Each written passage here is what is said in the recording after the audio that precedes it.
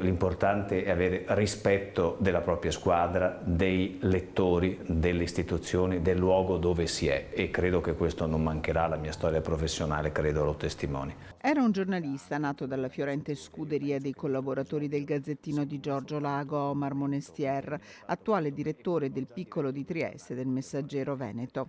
57 anni, ne avrebbe compiuti 58 a settembre, si è spento improvvisamente la scorsa notte nella sua casa di Moruzzo, in provincia di Udine.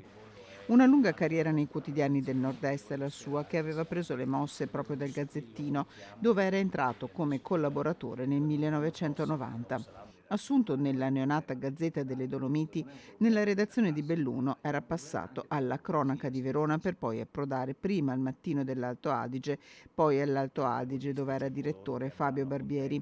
Proprio Fabio Barbieri seguì a Padova la redazione del Mattino di Padova, prima come vice direttore, a cui si aggiunse il coordinamento della Tribuna di Treviso e della Nuova Venezia, poi come condirettore, infine dal 2005 come direttore e dal 2011 anche direttore del Corriere delle Alpi.